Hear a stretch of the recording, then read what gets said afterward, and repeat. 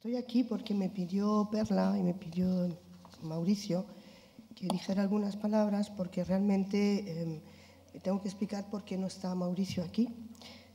No está porque ayer hacía un tiempo pues infame y tiene 80 años. Habían viajado toda la noche desde Israel, puesto que ayer estaban votando, ¿no? Es verdad. Y entonces llegó bastante agotado y con el mal tiempo, la lluvia, etcétera, etcétera, bueno, pues está en cama y está con fiebre.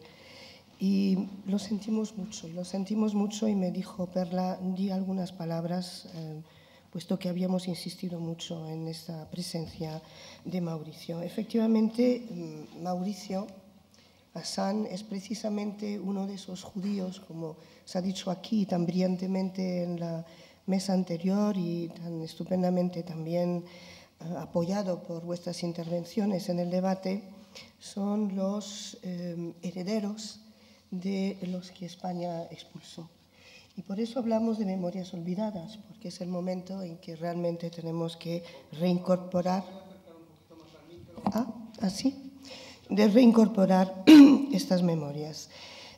Fue salvado por una familia griega ortodoxa y él iba a contarnos cómo el sacerdote, como recordaba cómo su padre y ese sacerdote ortodoxo, cómo leían juntos la Biblia en griego y lo que significó eso de estar juntos y de ser apoyados y salvados por estos griegos ortodoxos.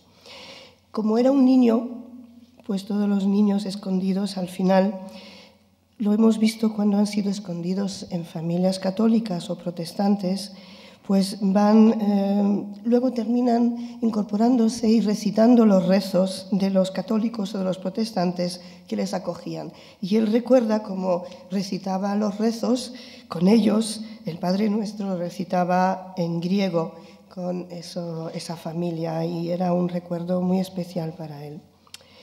Para nosotros era muy importante que estuviera aquí, porque su testimonio era el primer testimonio que había aceptado. Nunca había querido dar testimonio y era la primera vez que había aceptado dar su testimonio aquí en España, precisamente por lo que significa España, de todas estas memorias traumáticas, de todos esos judíos errantes por el mundo y el reencuentro con España. Era para él muy importante. Y también para nosotros, como organizadores, desde Casa Sefarad, en coordinación con Casa América, y nuevamente agradezco este sublime lugar.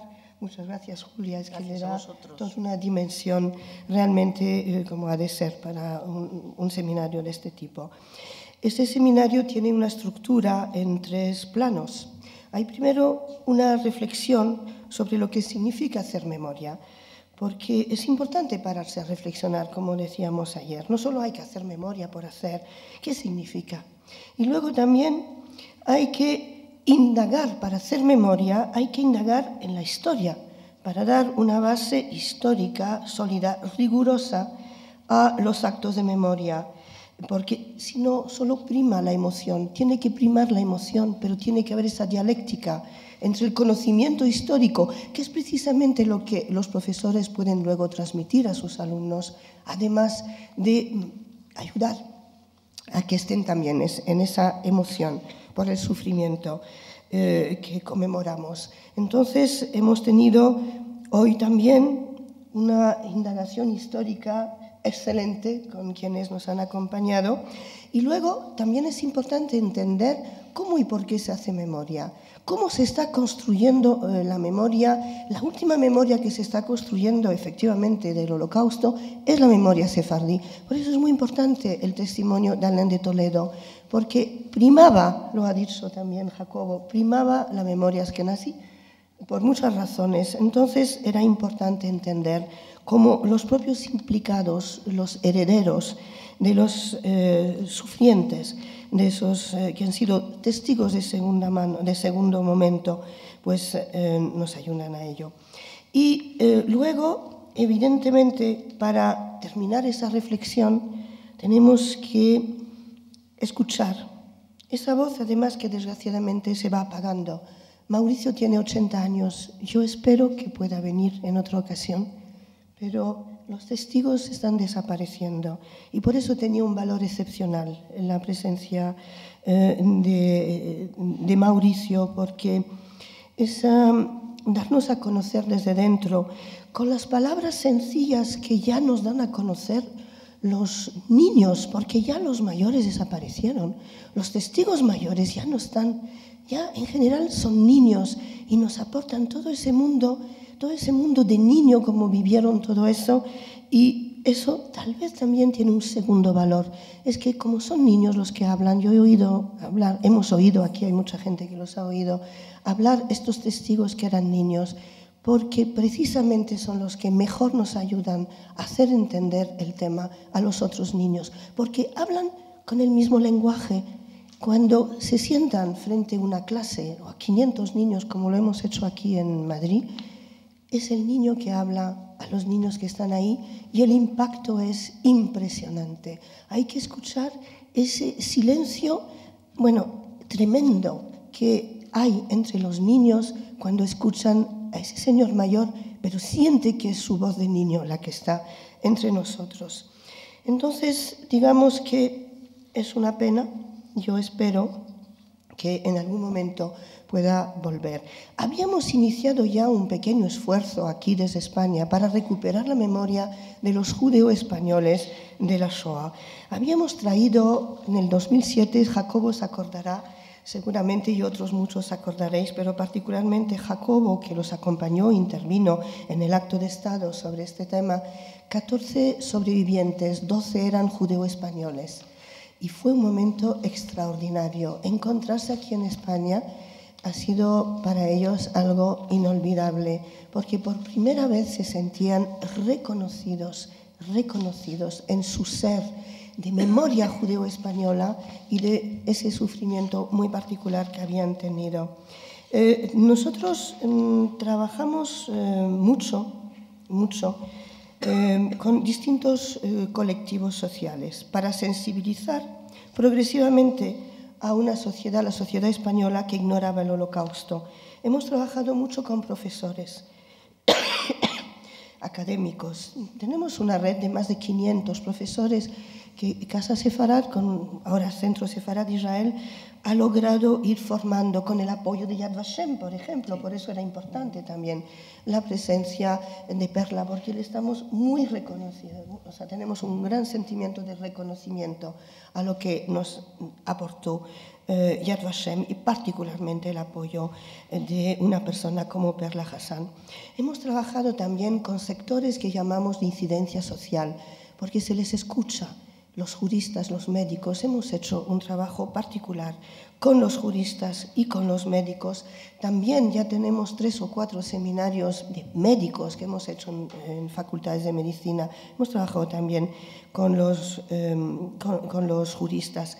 Pero hemos iniciado también una tarea, y vuelvo a por qué era importante aquí Mauricio, con la gente de iglesia.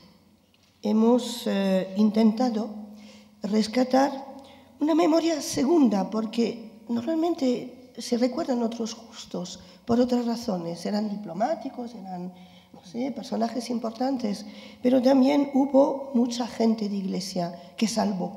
Lo que hay que saber es que en Buchenwald había un barracón de 1.500 sacerdotes, de distintos, eran protestantes, eran católicos, eran ortodoxos. Es decir, que esa memoria también tenemos que recuperarla.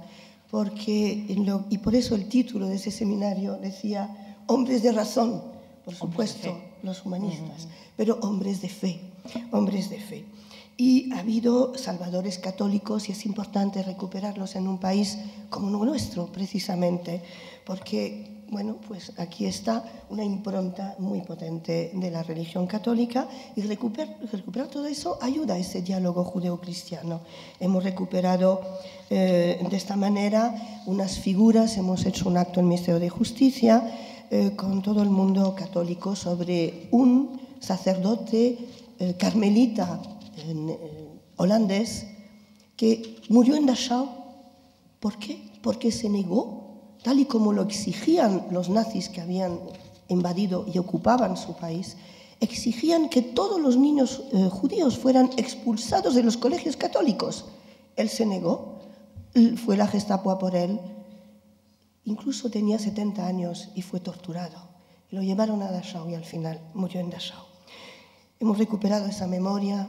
Hemos trabajado también con los protestantes, que en Francia ha sido tan importante el apoyo de los protestantes a los judíos de Francia, que hay pueblos enteros nombrados justos, indistintamente, porque los pastores dijeron hay que ayudar a los judíos y escondieron, y 2.000, 3.000 habitantes de ese pueblo, nunca nadie delató que el niño que se llamaba Rafael en realidad se llamaba Samuel, y nunca nadie delató, y eso es un ejemplo muy importante. Hemos trabajado también y queríamos iniciar el trabajo con el mundo ortodoxo. Por eso en nuestro trabajo de la Casa Sefarad, del Centro Sefarad, era tan importante. Por primera vez, yo no sé si algunos han asistido al acto de Estado de ayer, por primera vez estaba entre nosotros un sacerdote griego ortodoxo, era el archimandrita. El archimandrita es el número 2 de todo, es el secretario general de la Conferencia Episcopal de los Ortodoxos de España y Portugal. Estuvo ahí porque sabía que estaba Mauricio, precisamente, y que se iba a decir que Mauricio fue salvado por griegos ortodoxos. Y bueno, decir que en ese trabajo que sigue, yo tengo la mayor esperanza que en otro momento podamos realmente, bueno, y si es en este lugar sublime, Julia, cuenta con ello. Gracias. Hagamos algo sobre ese mundo ortodoxo que también ayudó. Y al final deciros que como este trabajo sigue, finalmente con la Iglesia Católica, dentro de una semana, 2 obispos católicos y el encargado, un director de la Conferencia Episcopal encargado de las relaciones con el mundo judío, irá a Auschwitz con una serie de otros obispos franceses y polacos para precisamente que ese tema del Holocausto vaya impregnando todos los sectores sociales de nuestra propia sociedad. Nada más y muchas gracias. Y un minuto, yo diría, de recuerdo en nuestra mente para Mauricio, que ojalá esté en condiciones nuevamente de estar con nosotros. Simplemente era eso. Me pidió Perla que dijera unas palabras en torno a Mauricio y Yad Vashem. Pues nada, muchas gracias. Cuando vamos a Auschwitz con alumnos y con profesores, que hemos ido varios viajes a Auschwitz, siempre nos detenemos como españoles delante de la estela judeo-español, de los judeo-españoles asesinados, una estela que se empeñó Jaime Vidal Cefía, del que se ha hablado mucho, en poner ahí en Auschwitz, porque había muchas dificultades, había muchas estelas, pero no estaba esa estela, y nos recogemos delante de esa estela y la leemos en judeo-español con mucha emoción y recordando a esos 160.000 judeo-españoles asesinados en Auschwitz después de todo su recorrido terrible desde Salónica o desde otros lugares.